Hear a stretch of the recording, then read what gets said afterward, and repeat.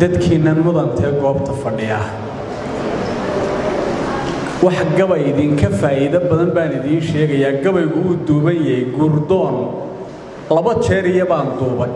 malaayiin meelood baa lagu dhageystay imikuun la soo deg markaad guriga tagto isaga kaayo waqti kaaga wada waxaan horta tacsiyeynayaa allah u naxariista ee maxamed ibraahim warsame hadraawi abwaankii weynaaye islaamiga ahaa geedi socod badan buu soo maray iyo taariikh badan kolkii ugu dambaysay fikta diintuu marayay isagoo mabaadida qurunko dhan ka soo horjeestay ayuu xanuunsaday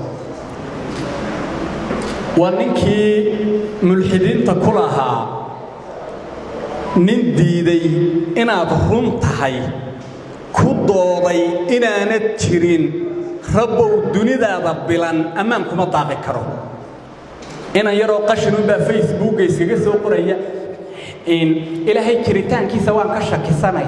waa qashin nacalla kugu yaalla adiga iyo waxa kula qababa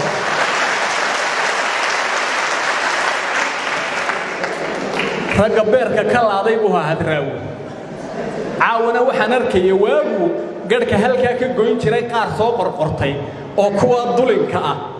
uu idinka guuray hadraawi halka nin weyn oo islaamiyo ha oo diintiisa u hadlawo isaga intaasaa ku dhaafaya hadraawi waxaan ku soo dhawaanayaa buuggan iyo nuxurka ku qoran buuggani waa buug islaami ah guurkeena islaamiga ahaa ee sharafta lahaa buu ka warramaya inan miyir qaba qoray inan miyir qaba ayaa qoray halkaa dafkiyo kamanka laga tumayana uu kala qashaafay u badiya inaad ka iibsataan caawa xabad yaan halkaa ku arkay xabad yaan halkaa ku arkay waayo ficile iibsada daalinkuba daalinka uu ka ficile iibsanayaa maxaynu ficile iibsan weyn intaasaan ku dhaafaya inankiyo buugga maaha doora oo guurka ka hor xilliga haasaawaha lagu jiro xilliga guurka lagu guda jiro xilliga ay wax dhacaan siyaabihii Soomaalidu uga mahmahay jirtay ayaan balisyar dul taagaya Soomaalidu inanka ama ninka inanta la haasaawaya inuu ilaaliyo ayay kula dardaarmi jireen waxay oran jireen saddex kaama hadhaan habaar waalid iyo hadimo xoolaad iyo hansi gabadheed saddexdaasi kaama hadhaan dumarkana waa la dardaari jiray oo waxa la oran jiray laba aamuskay ku wanaagsan yihiin waa doqonka iyo dameerka dameerku hadduu ciyo waa la cawdu bilaystaa doqonkuna qalabad buu jabinayaa oo hadalkaa laga ilaaliyaa labadaasi aamuskay ku wanaagsan yihiin labana socodkay ku wanaagsan yihiin oo waa biyaha iyo culimada socodkay ku wanaagsan yihiin labana fadhigay ku wanaagsan yihiin oo waa dumarka iyo dabka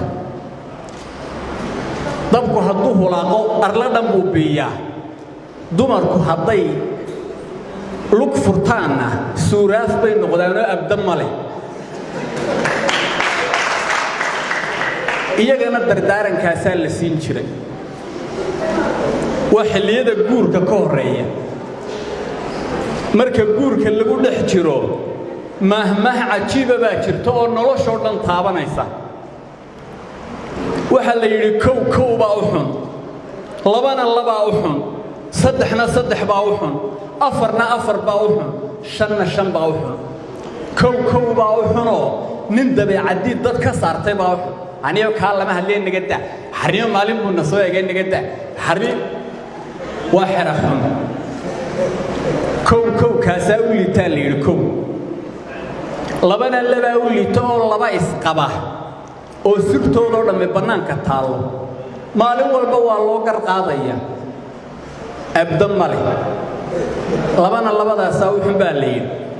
صدحنا صدح باو حنبالي يدور وصدح حبلوه ولا راه صوت ضي أو أقل وضع سيحلي بالي لو قردا إياه كبا إياه شلمت يسوق بصدي وحرتشين وميلان أبدا لقول هاي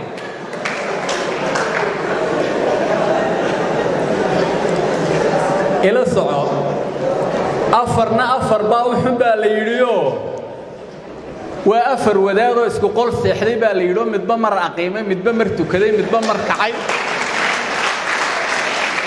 iyada caynteedu meel lagu miyir qaban maaha shanna shan baa u xuno waa shan nin oo walaala ah oo kala caloole baa la yidhoo bilaa maqaalfo ah shanna shantaasaa u xun waxaa inaga qusaysa innaga halka laba u xun waa fahanteen soo maaha waa mahmaahihii sirta in gurigu dhisnaado lagu ilaaliyo ومهماهي عجيب كاي الصومالي ده وحكمدها markay hooda iyo haynta joogto inaan lagu xisaabtamina ninku inuu wuxuu helaba siiyo waxa leeshaba ku hurguf adoon waxaynde waxa weeyaan wixii adaysun baad seenaysaa laakiin marka hadee ilaahay ku furo ku hurguf saddex abwaan baa la yidhi midba dumar ka waran wuxuu yidhi hoodana u bada hadalkana u yaree halla jaafaa jir dambuulo muranka ka ilaali qabistu sir bay leedahay haddaad dumarka la muranta dee indhaha isla gelaysaa laba murantayna masawday baa la yidhi waa isku ag dhacdeen waad fahantay soo maaha hoodana u bada hadalkana u yaree abwaankii kalena wuxuu yidhi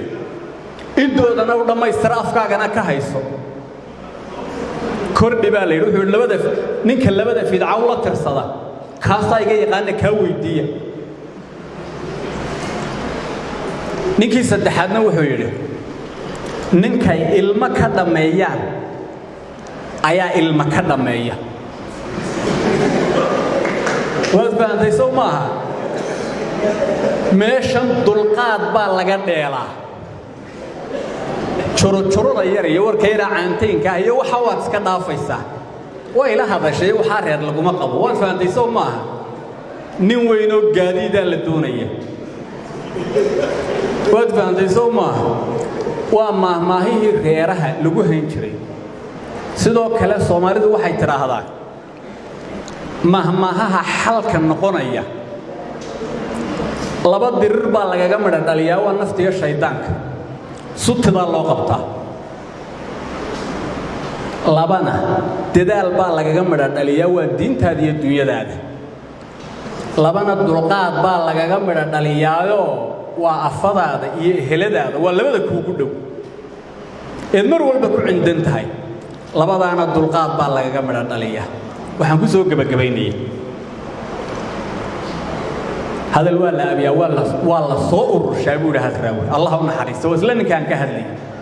waxaan ku soo ururinayaa inaan kaa buugga ka ficilay ibsada caawa hadalkoo urursan wabilaahi towfiiq